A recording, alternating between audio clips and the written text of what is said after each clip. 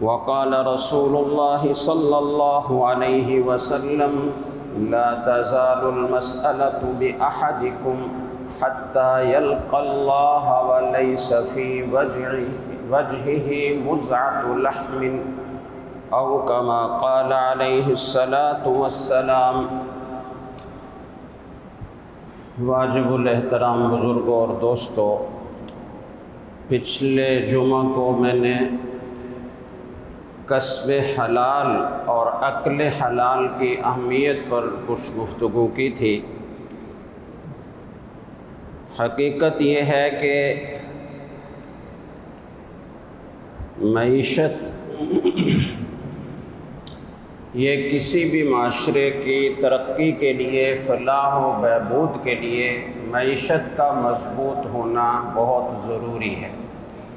بہت سارے دینی ذہن رکھنے والے لوگ یہ سمجھتے ہیں کہ کمانے کی کیا ضرورت ہے، اللہ پر توکل کرنا چاہیے، یا بس تھوڑی سی محنت سے جو حاصل ہوتا ہے بس کافی ہے، زیادہ محنت کرنے کی کیا ضرورت ہے۔ یہ تصور درست نہیں ہے۔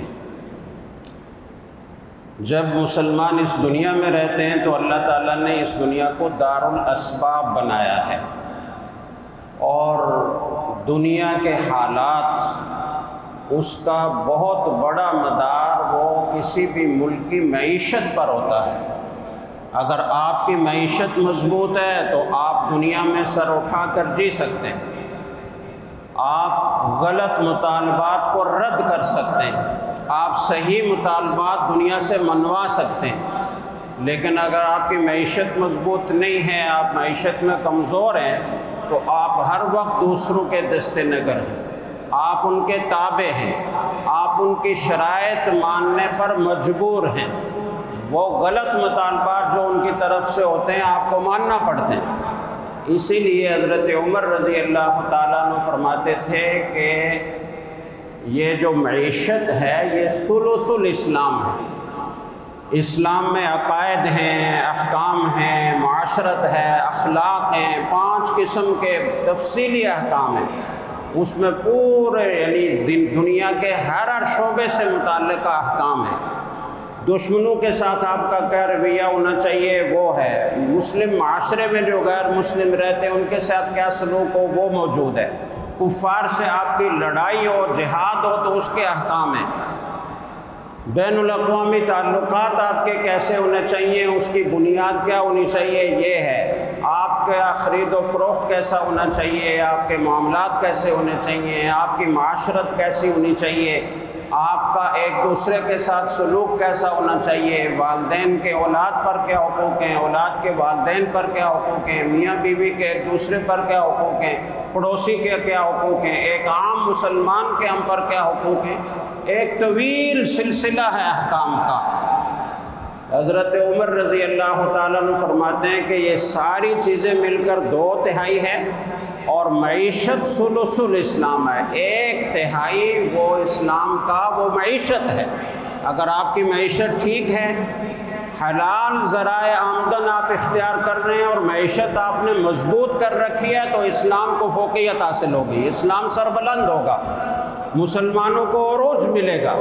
اور اگر معیشت کمزور ہے تو پھر آپ ہر چیز، میں نے پہلے عرض کیا تھا کہ جب آدمی کی معیشت کمزور ہوتی ہے تو سب سے پہلے اس کے دین میں کمزوری آتی ہے، دوسرے نمبر پر اس کے اخلاق اور مروت کمزور ہوتے ہیں، اور تیسرے نمبر پر اس کی دنیاوی زندگی وہ تلخ ہو جاتی ہے۔ تو معیشت بہت اہم ہے، اکل حلال کی بہت اہمیت ہے۔ خیر میں اس پر مزید بات نہیں کر رہا، اس جمعے کو تو یہ طے کیا تھا کہ ہم دوسرا پہلو اس کا ذکر کریں گے کہ حرام کمائی کی کیا کیا نحوستیں ہیں اور دنیا اور آخرت میں اس کے کیا وبال ہیں۔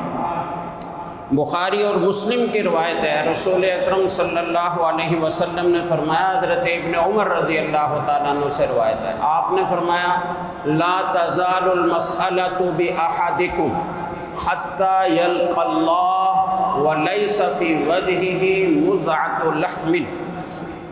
آپ نے فرمایا کہ ایک شخص مسلسل مانگتا رہتا ہے، بھیک مانگتا ہے، دوسروں سے سوال کرتا ہے، اس کا حشر کیا ہوگا یہ اللہ تعالیٰ سے اس حال میں ملے گا، قیامت کے دن اس حال میں اٹھایا جائے گا کہ اس کے چہرے پر گوشت کا ایک ٹکڑا بھی نہیں ہوگا۔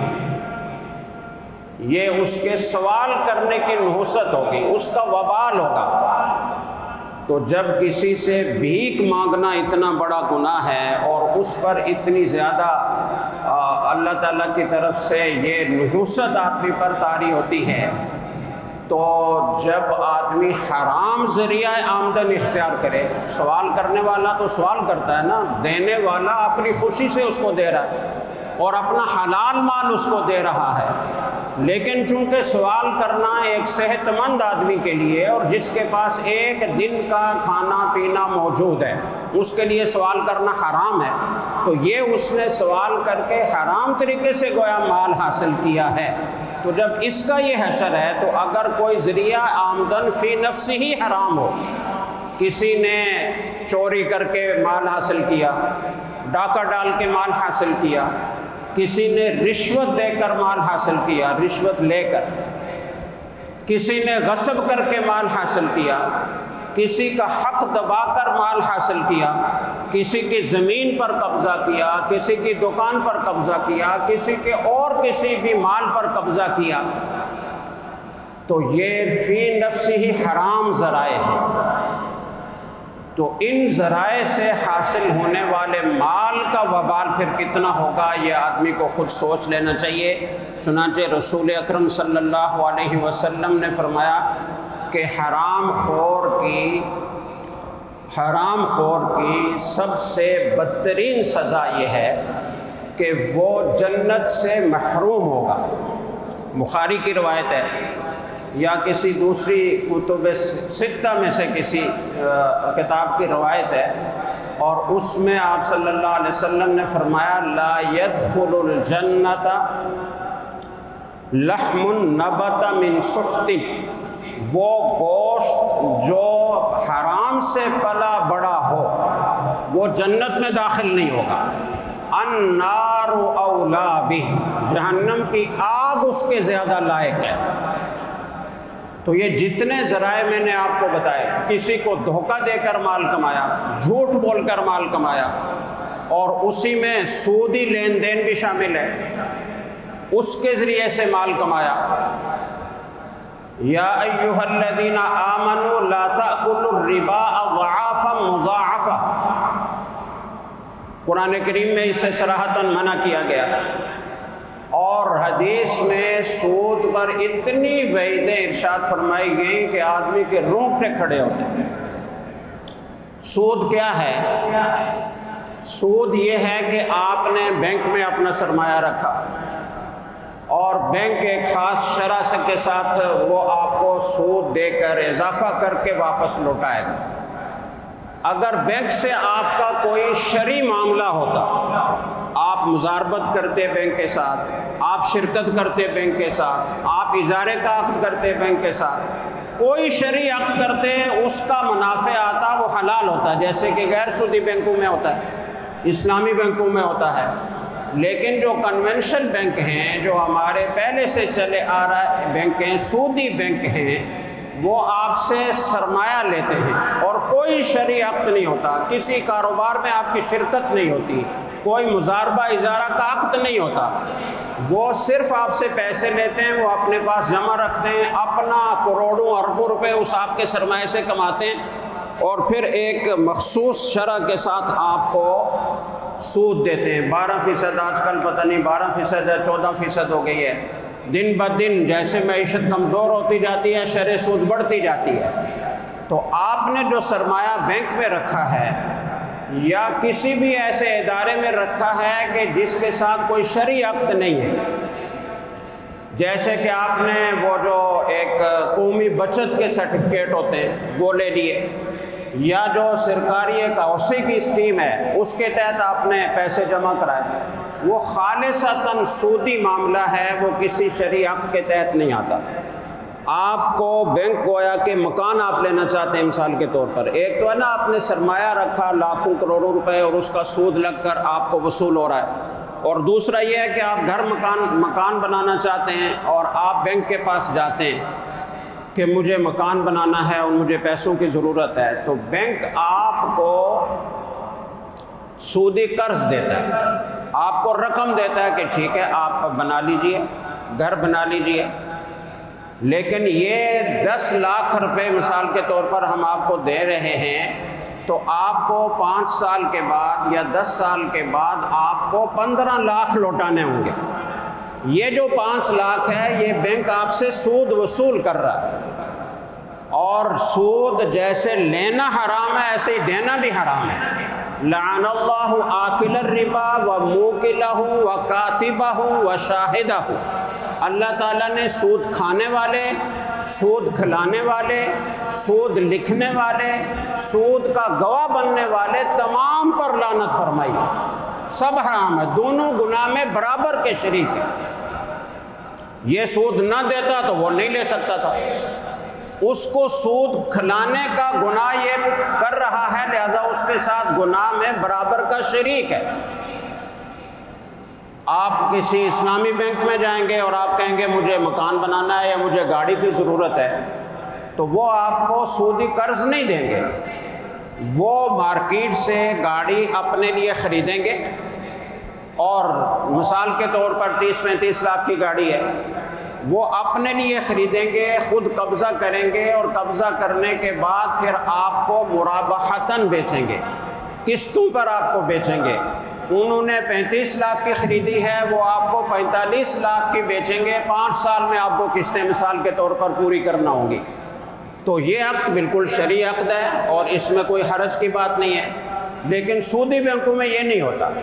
اسی طرح گھر مکان بنانے کا مسئلہ ہے، تو یہ سود کا لین دین، یا آپ نے کسی کو قرض دیا، چاہے بینک میں رقم رکھی اور اس سے سود وصول کیا، یا کسی کو آپ نے قرض دیا اور کہا کہ بھائی 2 سال کے بعد میں یہ 10 لاکھ کی بجائے 12 لاکھ وصول کروں گا، یہ بھی بالکل اسی طرح حرام ہے جیسے کہ بینک کا سود حرام ہے۔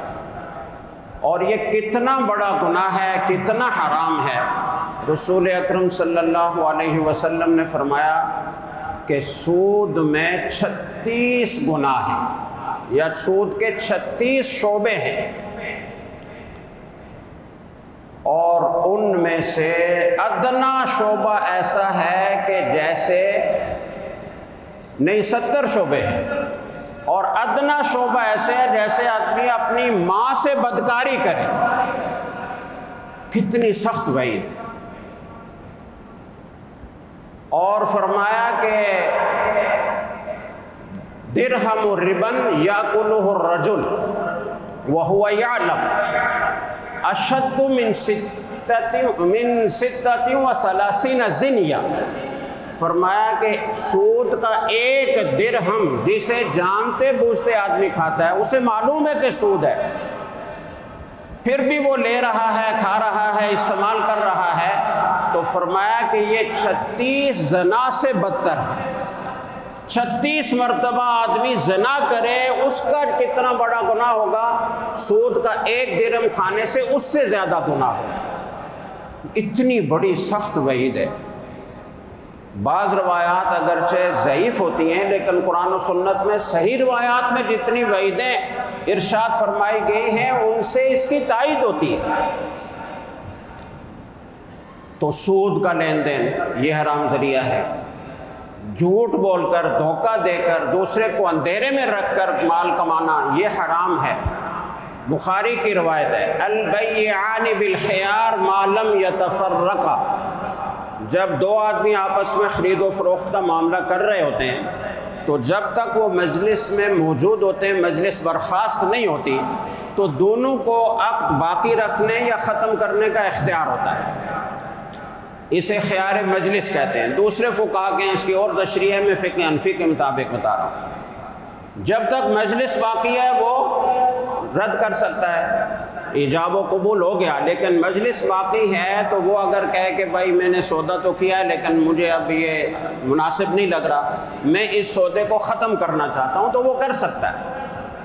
آگے فرمایا فَإِن صَدَقَا وَبَيَّنَا بُورِكَ لَهُمَا فِي بَيْعِهِمَا، اگر یہ دونوں سچ سچ بولیں اور بیچنے والا اپنی مبیع کی، بیچی جانے والی چیز کی تمام صفات کو بلا کم و کاس بیان کر دے، اس میں اگر کوئی کمزوری ہے، کوئی عیب ہے تو اسے واضح کر دے۔ اسی طریقے سے جو خریدنے والا ہے، اس زمانے میں تو سونے چاندی کے دراہم اور دنانیر سے بیع و شراء ہوتی تھی، تو اس میں کھوٹ بھی ہوتا تھا، عیب دار کرنسی بھی ہوتی تھی۔ تو اگر وہ دونوں وہ بیان کر دے، خریدنے والا اپنی کرنسی کی ثمن جو بدل وہ ادا کر رہا ہے، اس کا بھی پورا وہ واضح طور پر بیان کر دے کہ اس میں یہ کمزوری ہے یا اتنا کھوٹ اس میں ملا ہوا ہے، تو فرمایا کہ بورک لہما فی بیعہما، ان دونوں کی بیع میں برکت دی جائے گی۔ اور برکت ایسی چیز ہے کہ اس کا غیر مسلم کوئی تصور نہیں کر سکتے۔ انگلش میں اس لفظ کے لیے کوئی لفظ ہی موجود نہیں، انگلش ڈکشنری میں برکت کے لفظ کے لیے کوئی لفظ لغت انگلیزیہ میں موجود نہیں ہے۔ یہ مسلمانوں کی خصوصیت ہے کہ ان کو پتہ ہے کہ برکت کیا چیز ہوتی ہے۔ کوئی چیز آپ جس مقصد کے لیے حاصل کر رہے ہیں وہ مقصد پورا حاصل ہو، یہ ہے برکت۔ تو فرمایا کہ اس میں برکت ڈال دی جائے گی۔ وَإِن كَذَبَ وَكَتَمَ مُحِقَتْ بَرَكَةُ بَيْعِهِمَا، اگر وہ جھوٹ بولیں گے ایک دوسرے سے اور جو عیب دونوں کی چیز میں موجود ہے اسے چھپائیں گے، بیچنے والا اپنی چیز کا عیب چھپائے گا، خریدنے والا اپنی کرنسی کا عیب چھپائے گا، تو فرمایا کہ ان کی اس خرید و فروخت کی برکت مٹا دی جائے گی۔ اب چیزیں تو آ رہی ہیں لیکن پتہ ہی نہیں جا رہا کہاں جا رہی ہیں، پریشانی اسی طرح، تنگی اسی طرح موجود ہے۔ وجہ کیا ہے؟ برکت ختم کر دی گئی ہے۔ چیزوں کے انبار آ رہے ہیں، پورا ہی نہیں ہو رہا، پتہ نہیں کہاں جا رہی ہیں، سکون ہی نہیں مل رہا، راحت ہی حاصل نہیں ہو رہی۔ یہ ہے بے برکتی۔ تو حرام حاصل کرنے کی وجہ سے، غلط بیانی کر کے کمانے کی وجہ سے، دھوکے اور جھوٹ اور فراڈ، رشوت سے، غصب سے کمانے کی وجہ سے بے برکتی ہوتی ہے۔ اور آپ کے پاس جو کوئی حلال مال ہے اس کے ساتھ جب یہ ملتا ہے حرام مال تو اس حلال مال کی برکت بھی اٹھ جاتی ہے۔ یہ اتنی خطرناک چیز ہے حرام کمائی۔ خیر، وقت پورا ہو گیا ہے، انشاءاللہ آئندہ جمعے کو بھی اسی موضوع پر گفتگو ہوگی اور اس کے بعض پہلوؤں کو واضح کیا جائے گا۔ اللہ تعالی ہمیں حلال اختیار کرنے کی اور حرام سے مکمل طور پر بچنے کی توفیق عطا فرمائے۔ وآخر دعوانا ان الحمد للہ رب العالمین۔